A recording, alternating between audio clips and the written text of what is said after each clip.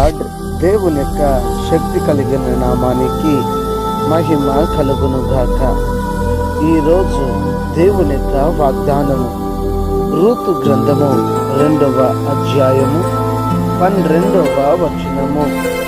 యెహోవా నీవు చేసిన దానికి ప్రతిఫలమిచ్చును, ఆయన నీకు సంపూర్ణమైన బహుమానమునిచ్చెను అని ఇక్కడ రాయబడి ఉంటుంది. ఈ దినము దేవుని యొక్క వాగ్దానాన్ని వింటున్న వారులారా, ఇక్కడ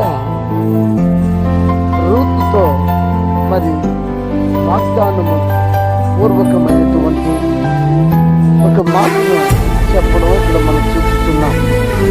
రూతుతో అంటున్నాడు, నువ్వు చేసిన దానికి దేవుడు నీకు సంపూర్ణమైనటువంటి బహుమానం ఇస్తాడని ఇక్కడ చెప్తూ ఉండడం మనం చూస్తున్నాం.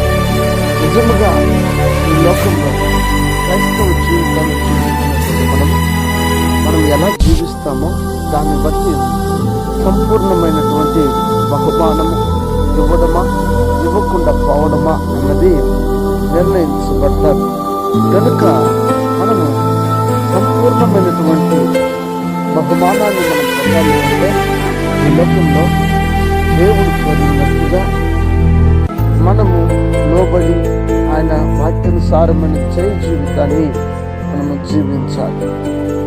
ఇక్కడ రూతు దేవుడు కోరుకున్న రీతిగా దేవుడు రూతుతో ఎప్పుడు మాట్లాడలేదు, కానీ దేవుని యొక్క ఆజ్ఞలేంటో కట్టడలేంటో దేవుని యొక్క ప్రేమను మరి అర్థం చేసుకున్న రూతు తన అత్తను విడవక హత్తుకొని ప్రతి విషయంలో జీవించింది.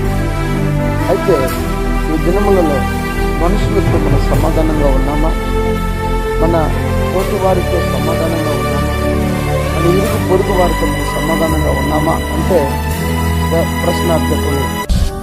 అయితే ఇది గమనించి మనం చేసే ప్రతి పనిని బట్టి మనకి ప్రతిఫలం అన్నది నిర్ణయించబడింది కనుక గమనించి జాగ్రత్త పడి దేవుని సముఖంలో మంచి ప్రవర్తన కలిగి బ్రతుకుదాం, జీవిద్దాం, మాట్లాడదాం, దైవాశీర్వాదం పొందుకుందాం. దేవుడి ఈ మాటలను దీవించునుగాక. ఆమె ప్రార్థన చేసుకుందామా? ప్రార్థన. కనికర స్వరూపుడా, నమ్మదగిన దేవా, ఉదయకాల సమయం ముందు చక్కటి వాగ్దానం చేత మీరు మాతో మాట్లాడారు. అందులో తెస్తూ ఈ వాగ్దానం నా జీవితంలో నీరు కట్టి ఫలించు అని ఎవరైతే ప్రార్థన చేస్తున్నారో వారి ప్రార్థన ఆలోచించి, అనారోగ్యంతో ఉన్న వారికి ఆరోగ్యం, ఆర్థిక ఇబ్బందులో ఉన్న వారికి విడుదల, రక్షణ లేని వారికి రక్షణ ఇచ్చి ప్రతి వారు రాత్రి సిద్ధపరచమని క్రీస్తు పేరిట వేడుకొని నామమున ఆమేన్. God bless you.